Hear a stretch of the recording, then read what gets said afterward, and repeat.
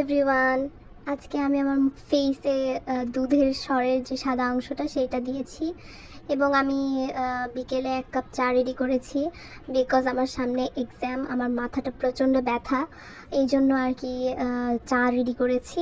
এইদিকে আমি আমার বিজনেস, যেহেতু এক্সাম ছুটি নাই, সো আমি বিজনেস পড়তেছিলাম এবং ভাবতেছিলাম যে এক্সামে কীভাবে ভালো মার্ক ওঠানো যায়, যেহেতু বিজনেস খুবই টাফ লাগে আমার, যেহেতু আমি সায়েন্স ব্যাকগ্রাউন্ড থেকে, সো আমার জন্য বিজনেসটা হ্যান্ডেল করা খুবই কঠিন।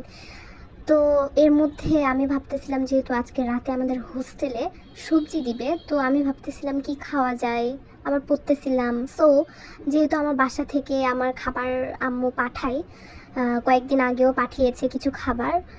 এর মধ্যে যেহেতু আমরা উত্তরবঙ্গের মানুষ, আমরা পোলাও খাইতে খুবই পছন্দ করি, তো আমার আম্মু আমার জন্য পোলাও পাঠিয়েছে এবং আমি কার্টুন দেখতেছিলাম খাইতে খাইতে। এরপর আমি খাওয়া শুরু করি এবং আমি কার্টুন দেখতেছিলাম। যেহেতু আমি প্রাইভেট ইউনিভার্সিটিতে পড়ি, সো আমার জন্য সেমিস্টার 3 মান্থে একটা সেমিস্টার শেষ হয়।